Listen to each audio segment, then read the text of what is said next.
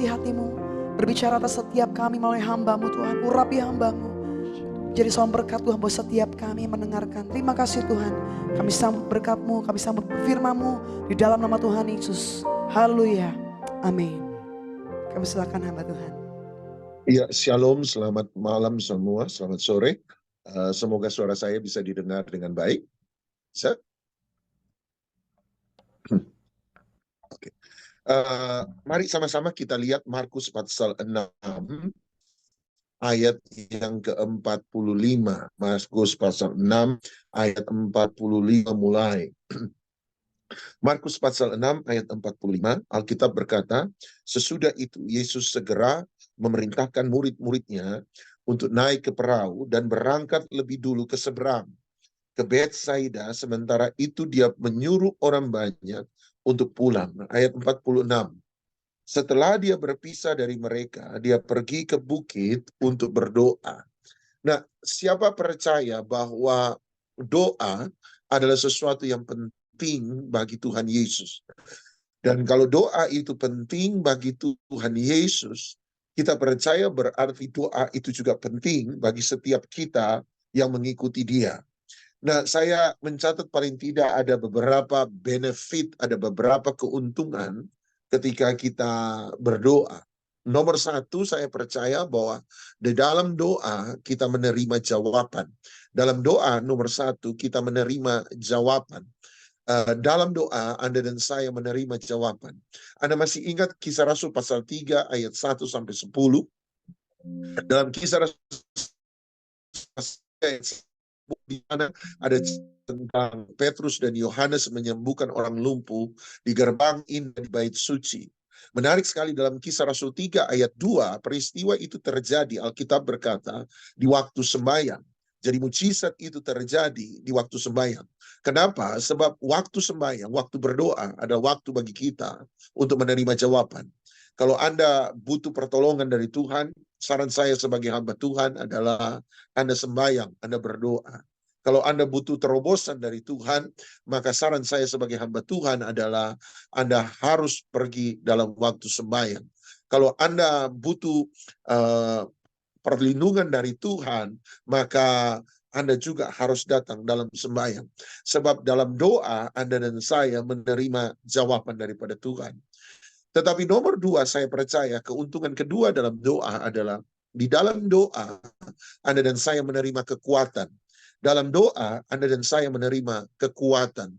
Filipi pasal 4 ayat yang ke-6, Filipi 4 ayat 6, Paulus berkata, jangan kamu khawatir, tetapi nyatakanlah segala keinginanmu kepada Allah di dalam doa dan permohonan dengan ucapan syukur. Menarik sekali Filipi 4 ayat 6, Paulus berkata jangan khawatir.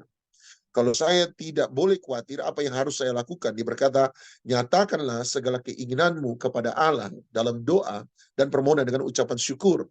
Paulus berkata, jangan khawatir. Bagaimana caranya supaya tidak khawatir? Dia berkata, berdoalah. Kenapa dia menyuruh kita berdoa? Sebab kekhawatiran dan doa tidak bisa ada pada tempat yang sama, di waktu yang sama.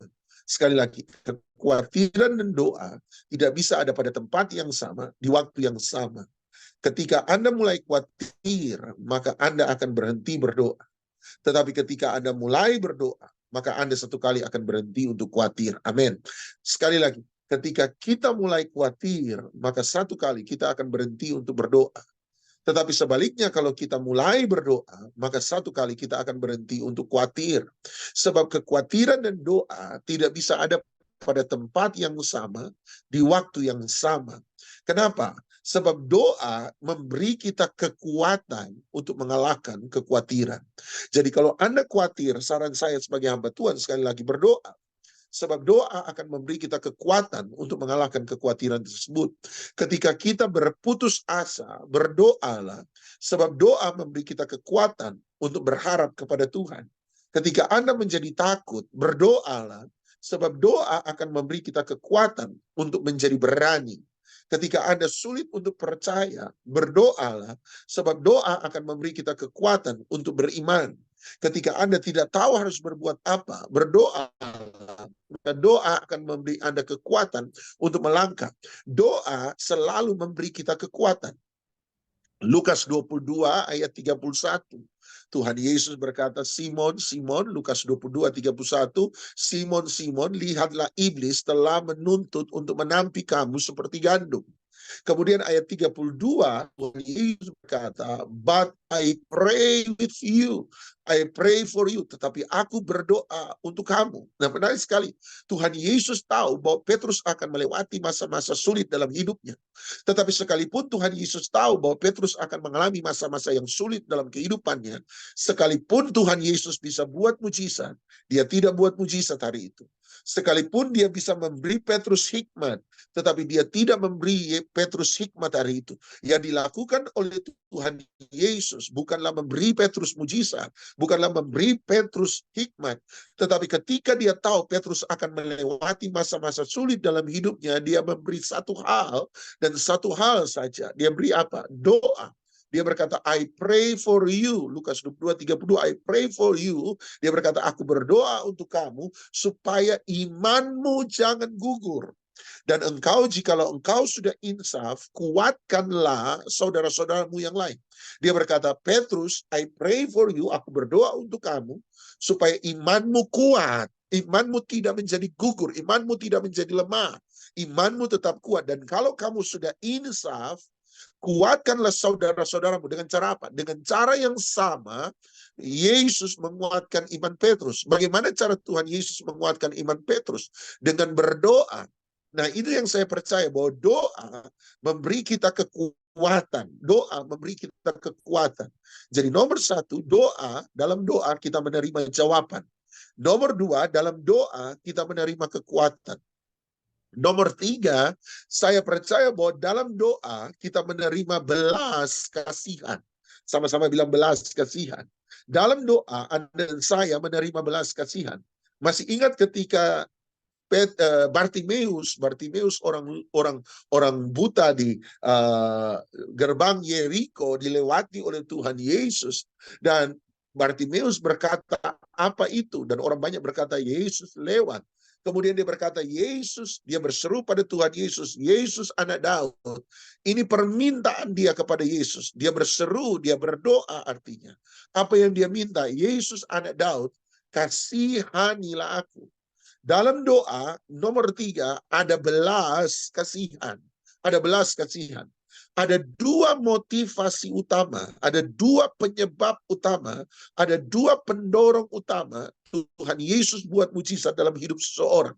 Anda ingat ada dua penyebab utama Tuhan Yesus buat mujizat dalam hidup seseorang selama pelayanannya 3,5 tahun di muka bumi. Apa itu? Nomor satu, dia buat mujizat karena iman seseorang. Yang setuju katakan amin. Dia buat mujizat karena iman seseorang. Itu sebabnya ada kalanya ketika dia buat mujizat, dia berkata, menurut imanmu terjadilah. Anda lihat, dia buat mujizat karena iman orang tersebut. Masih ingat perempuan pendarahan 12 tahun? Perempuan itu ada di situ.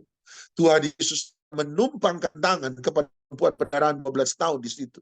Tuhan Yesus tidak berdoa untuk perempuan pendarahan 12 tahun di situ. Dia tidak tahu perempuan itu ada di situ. Dia tidak tumpang tangan pada perempuan pendarahan 12 tahun di situ. Dia tidak berdoa untuk perempuan pendarahan 12 tahun di situ. Tetapi sekalipun Tuhan Yesus tidak melakukan semua itu, karena wanita pendarahan 12 tahun ini, kata Alkitab, menjama ujung jubah Yesus dengan iman, maka ada kuah yang mengalir keluar dari tubuh Yesus. Dia menjama dengan iman. Kesembuhan mujizat terjadi. Nomor satu adalah iman. Tetapi yang kedua, pendorong utama Tuhan Yesus buat mujizat dalam hidup seseorang, nomor dua adalah belas kasihan. Sebab ada kalanya beberapa kali dalam Alkitab, sebelum Tuhan Yesus buat mujizat, Alkitab berkata, maka timbullah belas kasihan dalam hidup Yesus, dalam hati Yesus. Belas kasihan adalah salah satu motivasi utama, pendorong utama Tuhan Yesus buat mujizat dalam hidup seseorang. Ketika Anda tidak tahu harus meminta apa pada Tuhan, dalam doa, saran saya, minta satu hal, minta belas kasihan. Tuhan berbelas kasihan.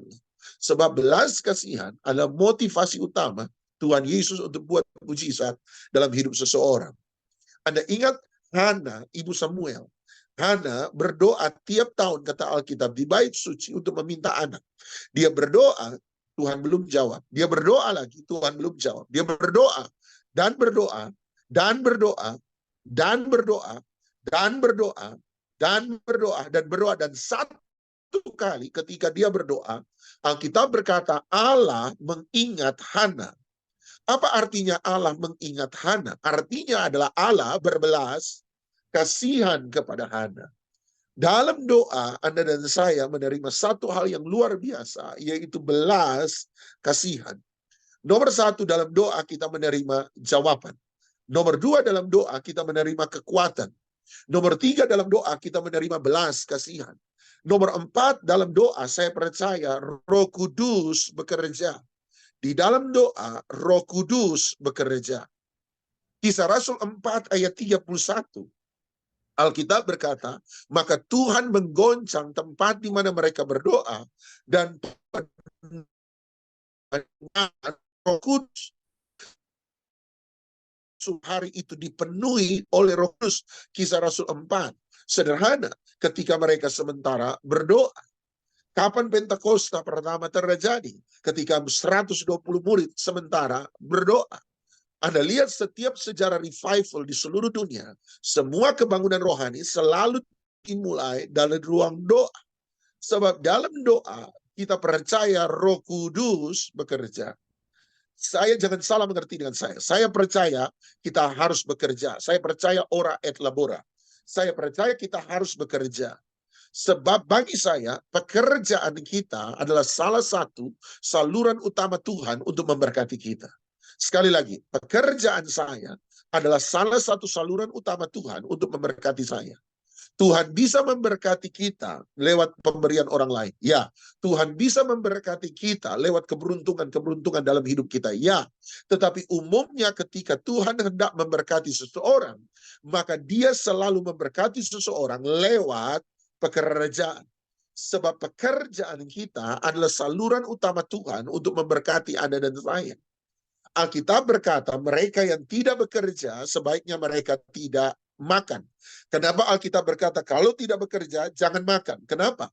Sederhana, sebab pekerjaan adalah salah satu saluran utama Tuhan untuk memberkati saya. Sebab di dalam Alkitab kemalasan adalah kejahatan di mata Tuhan. Yang setuju katakan amin. Kemalasan adalah kejahatan di mata Tuhan. Masih ingat perumpamaan tentang talenta? Ada 3 hamba. Hamba yang pertama diberi 5 talenta. Dia bekerja, dia mengembalikan 10 talenta.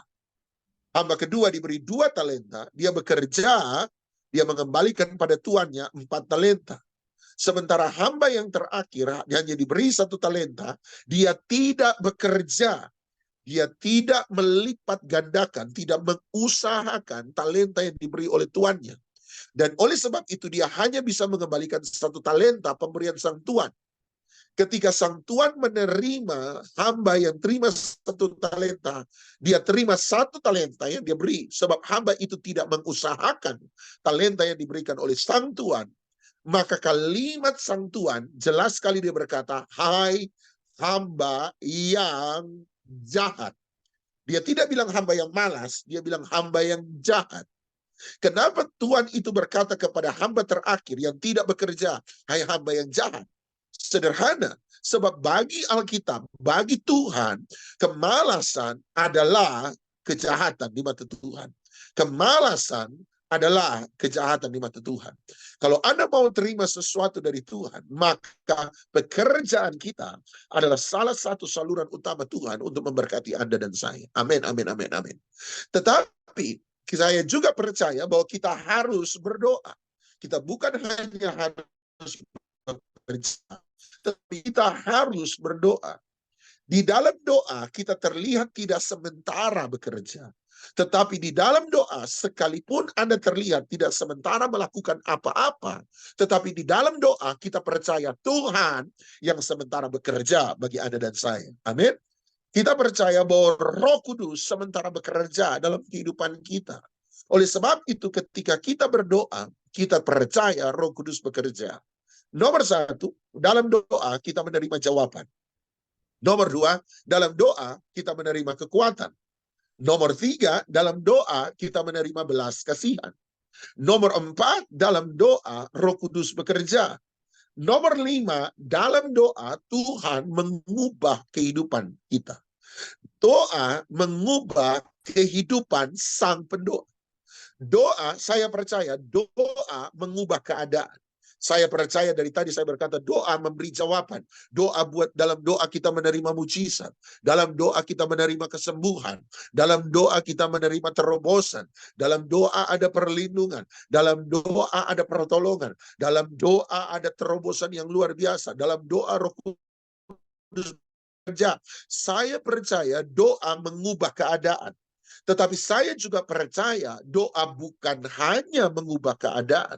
Tetapi doa mengubah kita, sang pendoa. Doa mengubah sang pendoa. Anda masih ingat cerita Taman Getsemani? Anda masih ingat cerita Taman Getsemani? Tuhan Yesus mengajak 3 orang murid yang paling dipercaya. Kemudian dia berkata kepada 3 orang murid yang paling dipercaya, tinggallah di sini, berdoalah bersama-sama dengan aku, sebab hatiku mau mati rasanya. Sekedar informasi bagi Anda. Bagi Tuhan Yesus, the partner of prayer, partner doa itu sesuatu yang lihat sekali lagi. Tuhan Yesus bisa meminta banyak hal dari mereka. Tuhan Yesus bisa meminta mereka membela dia. Tuhan Yesus bisa meminta mereka memberontak bersama-sama dengan dia. Tapi ketika dia memasuki masa tersulit dalam hidupnya, satu hal yang dia minta dari murid-muridnya, dia minta mereka menjadi the partner of prayer. Dan saya tugas terpenting dari seorang pemimpin rohani, seorang rohani adalah bersedia menjadi partner of prayer bagi jemaat. Sebagai pemimpin rohani seringkali kita tidak bisa membantu secara finansial. Sebagai pemimpin rohani seringkali kita tidak bisa membantu secara bantuan hukum. Tetapi sebagai pemimpin rohani, sebagai sahabat rekan rohani, Anda dan saya berhak dan harus menjadi partner of prayer dari orang-orang yang ada di sekitar kita. Tuhan Yesus berkata, berdoalah bersama-sama dengan aku, hatiku mau mati rasanya. Terus dia berkata, dia maju beberapa langkah ke depan, dia berdoa. Selesai dia berdoa, dia kembali ke tempat di mana 3 orang muridnya berada. Anda masih ingat apa yang terjadi? Mereka tidur. Dan waktu mereka tidur, dia marah pada mereka, dia bangunkan mereka. Dia berkata, tidak sanggupkah kamu berjaga-jaga barang 1 jam saja dengan aku? Kemudian dia marah dan berkata, dasar, kalau saya boleh tambah, dasar, roh memang penurut, tetapi daging lemah. Tolong sekedar mengingatkan Anda dan saya. Roh memang penurut, daging lemah. Bukanlah pembenaran terhadap alasan jemaat untuk tidak melakukan disiplin rohani. Sekali lagi, roh penurut, daging lemah, bukanlah pembenaran untuk membenarkan alasan kita ketika kita tidak melakukan disiplin rohani. Maksud saya begini. Saya itu sudah dengar jemaat berkali-kali berkata begini. Iya Pak, ya Pak Pendeta maaf ya. Aduh bangun pagi memang susah banget ya Pak Pendeta ya. Aduh mau saat teduh susah banget ya. Memang susah bangun pagi Pak Pendeta ya. Sebab memang sudah ada ayatnya kan Pak. Nah selalu bilang sudah ada ayatnya. Saya tanya ayat yang mana? Dia bilang itu loh Pak. Ayat memang roh penurut tapi daging lemah. Saya bilang itu bukan ayat pembenaran supaya Anda tidak melakukan disiplin rohani. Roh penurut daging lemah adalah ayat teguran. Kalau saya boleh tambah tadi saya berkata dasar, jadi dia lagi marah. Roh penurut daging lemah. Dia lagi marah. Bukan kasihan ya, iya saya tahu ya roh penurut. Bukan, dia lagi marah. Ayat teguran yang sangat keras. Iya Pak, ya gimana ya? Habis ya mau rajin ke gereja tapi ya gimana ya Pak? Roh penurut daging lemah. Itu bukan ayat pembenaran. Itu ayat teguran. Dia sementara menegur. Singkat cerita, dia bangunkan mereka, dia suruh mereka berdoa, dia maju lagi ke depan, dia berdoa lagi. Singkat cerita selesai, dia kembali, kali kedua mereka tidur lagi, dia bangunkan mereka, marah mereka, kemudian singkat cerita terakhir, dia maju lagi kali ketiga, dan selesai berdoa, dia kembali pada kali ketiga, dia temukan mereka kembali lagi berdoa. Maaf, mereka sementara tidur. Dan ketika dia melihat mereka tidur untuk kali ketiga, Anda tahu apa yang dia katakan? Dia katakan, tidurlah. Dengan kata lain, dia berkata, beristirahatlah. Kalau saya boleh tambah, saya tahu kamu juga sudah capek, tidurlah. Istirahatlah, sebab toh sebentar lagi pagi akan tiba dan mereka yang akan menyerahkan aku sudah datang. Anda lihat, coba renungkan sebentar. Dari gejolak emosi Yesus yang pertama yang meledak-ledak dengan amarah, roh penurut daging lemah dasar tidak bisa ke kamu sanggup berjaga-jaga 1 jam saja. Dari emosi orang yang emosional, tetapi dalam satu rangkaian waktu tertentu tiba-tiba dia menjadi orang yang penuh dengan pengertian. Berkata, tidurlah, istirahatlah. Toh kamu juga capek. Sebentar lagi pagi akan tiba dan mereka yang akan menyerahkan aku sudah tiba. Dari orang yang marah kepada orang yang tiba-tiba bisa memahami penderitaan orang lain. Apa yang membuat emosi Yesus berubah? Jawaban saya sederhana, doa. Doa itu selalu mengubah sesuatu dalam kehidupan pendoa. Anda berkata, saya suka berdoa, tetapi mohon maaf, pelitnya nggak pernah di-courting dari dulu sampai sekarang sampai selama-lamanya. Ada yang salah dengan doa. Saya pernah dengar ini. Saya memang gini Pak. Dari dulu memang pemarah Pak. Sampai sekarang pemarah. Seperti Tuhan Yesus tidak berubah dulu sekarang sampai selama-lamanya. Saya juga tidak berubah dulu sekarang dan sampai selama-lamanya. Saya bilang itu bukan sebuah kebanggaan. Itu salah. Pemarahnya tidak pernah berkurang. Serakahnya tidak pernah berkurang. Egonya tidak pernah tambah kecil. Murah hatinya tidak pernah tambah besar. Masih berkutat puluhan tahun terus berkutat dengan kekecewaan demi kekecewaan. Puluhan tahun Anda berdoa tetapi Anda terus masih berkutat soal mengampuni orang yang bersalah. Ada sesuatu yang salah dengan sebab prayer change the things but change the one who pray. Sebab doa bukan hanya mengubah keadaan, tetapi doa juga mengubah dia yang berdoa. 2 Korintus 3 ayat 18, Paulus berkata, dan setiap kita mencerminkan kemuliaan Allah. Setiap kita bercermin pada kemuliaan Allah. Apa maksudnya kita bercermin pada kemuliaan Allah? Waktu Anda bercermin, maka yang kita lihat di cermin adalah diri kita sendiri. Tapi Paulus berkata, kali ini kalau engkau berdoa, if you pray, Anda sementara bercermin bukan pada dirimu sendiri, ada kemuliaan. Siapa kemuliaan Allah yang dimaksudkan di situ? Kemuliaan Allah yang dimaksudkan di situ adalah Yesus anaknya. Dan Paulus berkata, hasil dari bercermin, mencerminkan kemuliaan Allah itu sendiri adalah kita semakin dirubah menjadi serupa dengan gambarnya. Siapa anaknya itu? Kepada pribadi yang Anda dan saya bercermin.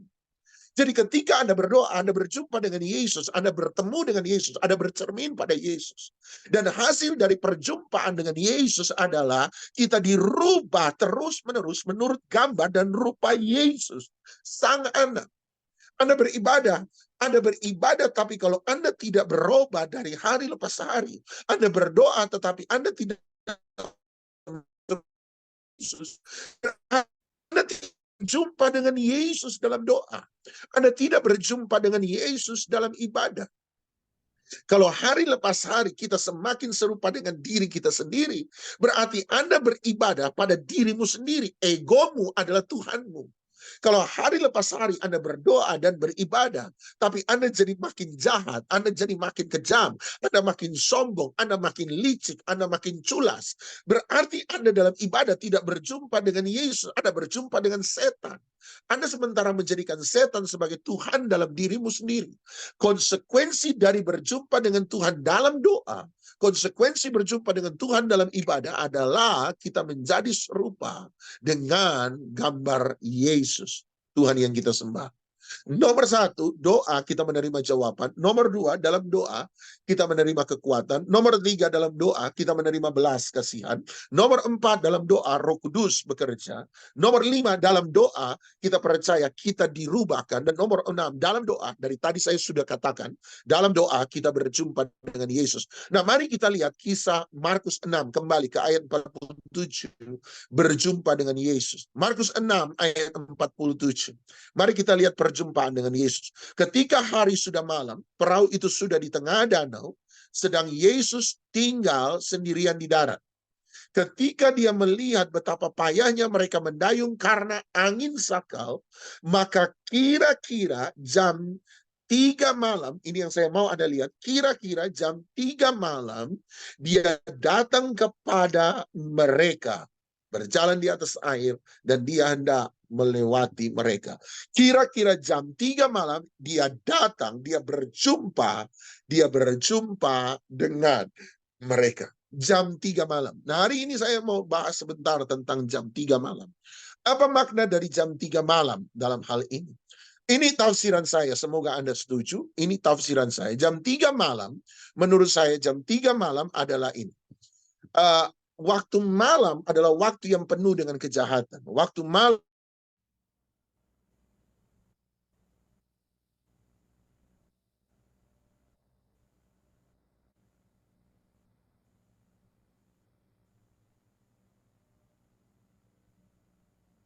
sistem keamanan lingkungan. Jadi mereka sebut itu jam jaga. Ini tafsiran saya.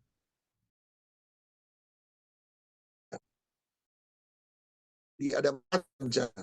Jam jaga pertama ada pada 6 sore, 6 petang sampai jam 9 malam. Itu jam jaga nomor 1. Jam jaga nomor 2 ada pada jam 9 malam sampai jam 12 tengah malam. Jam jaga 3 dari jam 12 tengah malam sampai jam 3 subuh atau 3 malam. Dan jam jaga nomor 4 ada pada jam 3 malam sampai jam 6 pagi. Ketika Markus mencatat jam 3 malam, Yesus datang menjumpai mereka. Pada mereka perpindahan jam, peralihan jam, ganti jaga dari jam jaga ketiga menurut jam jaga keempat. Jam 3 malam adalah perpindahan, shifting. Jam 3 malam adalah peralihan, transition dari jam jaga ketiga menuju jam jaga keempat. Setiap kita akan melewati yang saya sebut the time of transition. Waktu transisi. Waktu transisi adalah waktu yang krusial. Itu sebabnya Yesus datang berjumpa dengan mereka. Maksud saya begini. Pengkhotbah pasal 3 berkata bahwa hidup manusia dibentuk dalam sebuah rangkaian musim. Hidup manusia itu ada musim-musimnya. Pengkhotbah 3 berkata ada musim untuk menangis, ada musim untuk tertawa. Jadi dalam hidup manusia ada saatnya kita akan menangis. Dan kalau hari ini Anda menangis, Anda harus ingat bahwa tidak selamanya kita akan menangis. Sebab satu kali kita akan ada pada musim tertawa. Tapi hari ini apabila Anda sementara tertawa, tolong ingat baik-baik, tidak selamanya Anda akan tertawa. Sebab satu kali Anda akan melewati tetesan air mata. Sebab hidup itu adalah rangkaian dari musim-musim kehidupan. Pengkhotbah 3 ada musimnya untuk mengumpulkan batu, ada musimnya untuk membuang batu. Jadi hidup tidak selamanya mengumpulkan, tetapi hidup ada saatnya Anda harus membuang apa yang Anda kumpulkan. Tetapi hidup juga tidak selamanya membuang apa yang kita kumpulkan. Satu kali Anda kembali lagi akan mengumpulkan apa yang Anda buang. Hidup itu selalu punya musimnya. Ketika kita berpindah dari satu musim yang lama ke sebuah musim yang, maka kita berpindah dari musim baru, kita akan melewati apa yang saya sebut sebagai the time of transition, waktu transisi.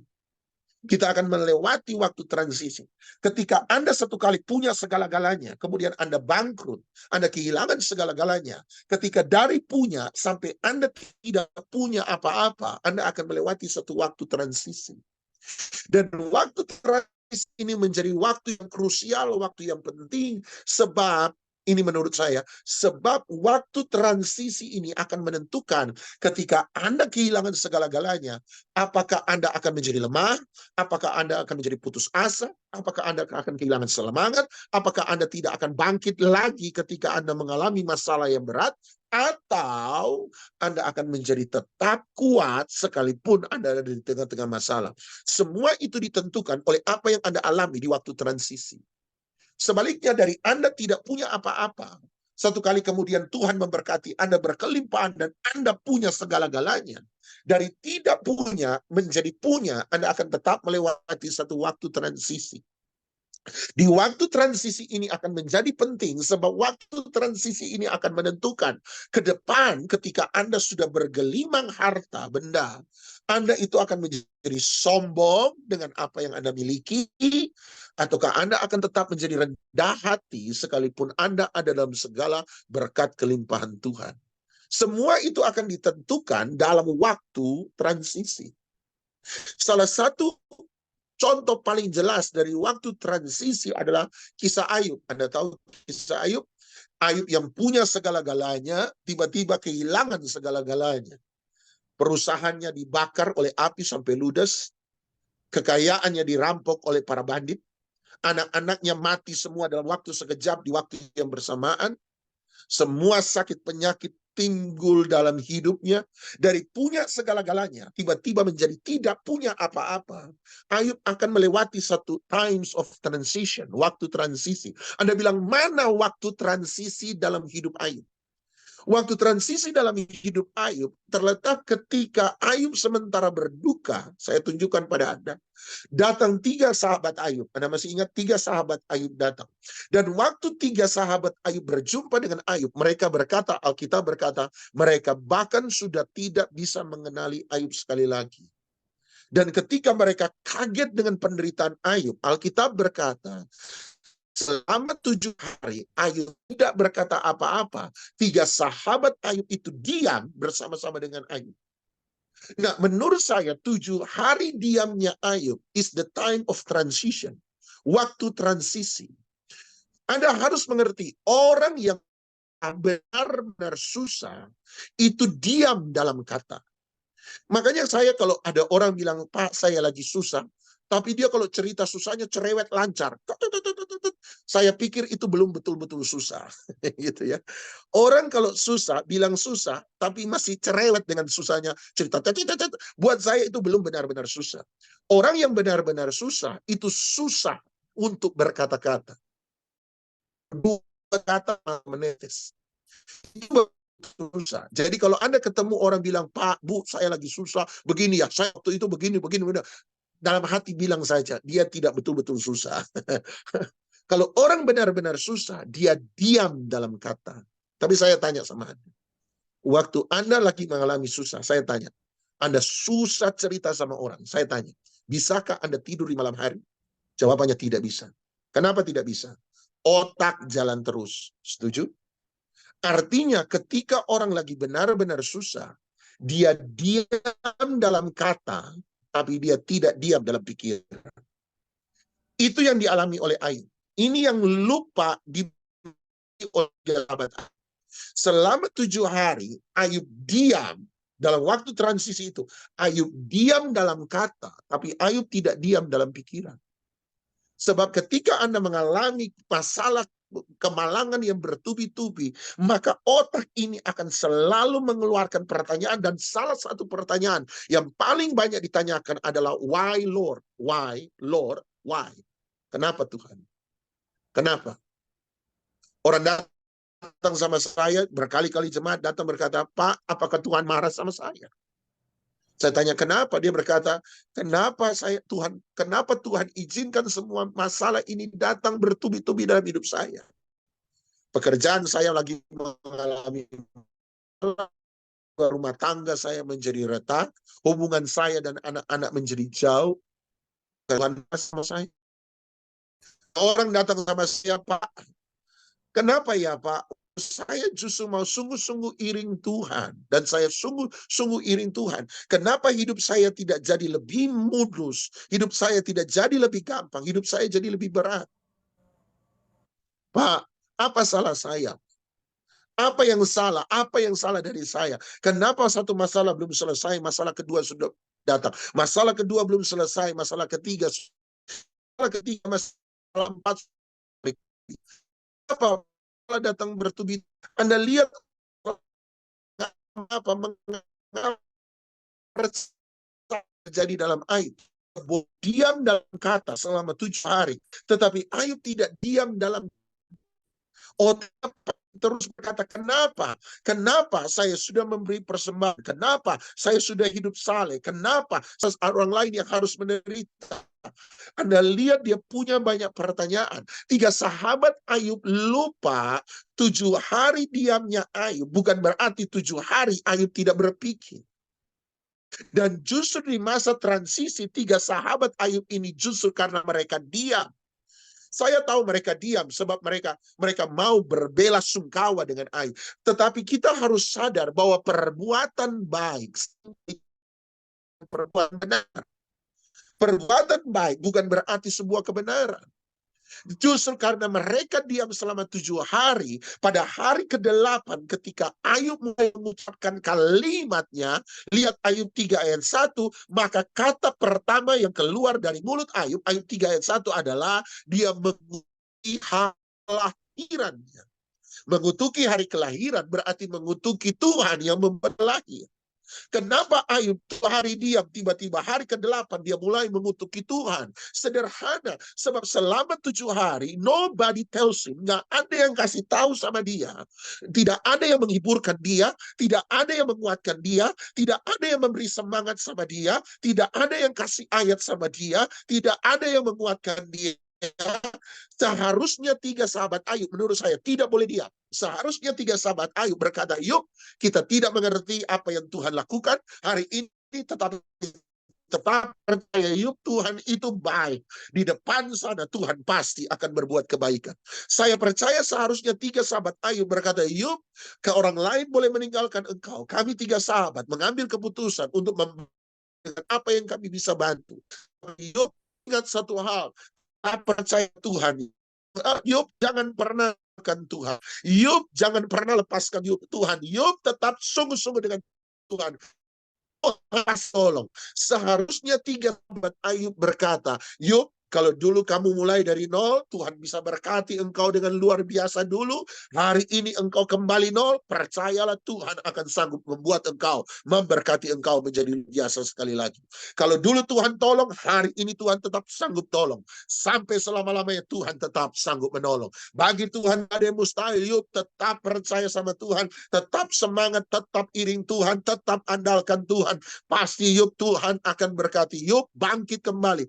Justru karena 7 hari diam dalam waktu transisi itu, tidak ada yang masukkan ayat, tidak ada yang memberi penghiburan, tidak ada yang memberi semangat, tidak ada yang memberi kekuatan, tidak ada yang mengingatkan dia. Pada hari ke-8, dia mulai mengutuk Tuhan.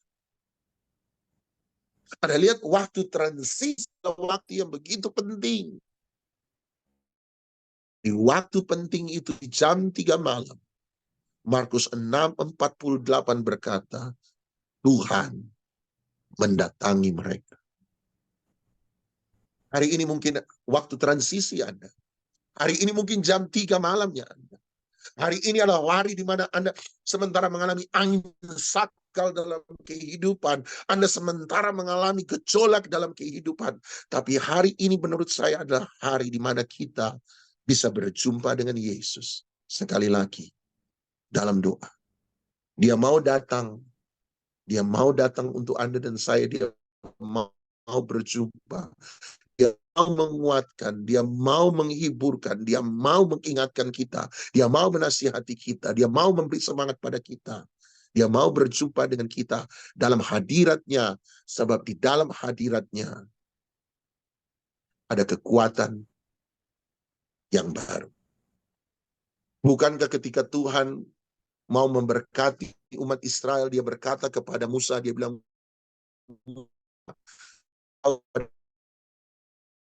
apabila Harun memberkati umatku Israel, katakan kalimat ini, kiranya Tuhan memberkati dan melindungi engkau. Kiranya Tuhan menyinari engkau dengan wajahnya dan memberikan engkau kasih karunia. Kiranya Tuhan menghadapkan wajahnya kepadamu dan memberikan engkau damai sejahtera. Artinya dalam doa berkat untuk Israel, berkat terbesar yang Tuhan bisa beri dalam hidup seseorang, ada mau tahu apa? Wajah Tuhan. Sebab dia berkata, kiranya Tuhan menyinari engkau dengan wajahnya, memberikan engkau kasih karunia. Kiranya dia menghadapkan wajahnya kepadamu, memberikan engkau damai sejahtera. Wajah Tuhan adalah berkat terbesar yang dia bisa beri dalam hidup seseorang. Dan apa itu wajah Tuhan? Hadirat Tuhan. Sebab di mana ada hadirat Tuhan, di situ ada kasih karunia, di situ ada damai sejahtera. Untuk Anda, saya berkati Anda. Kiranya Tuhan memberkati, melindungi engkau. Kiranya Tuhan menyinari engkau dengan wajahnya. Dan di jam 3 malam waktu transisi ini, biarlah dia memberikan engkau kasih karunia. Kiranya dia menyinari engkau dengan wajahnya dan memberikan engkau damai sejahtera.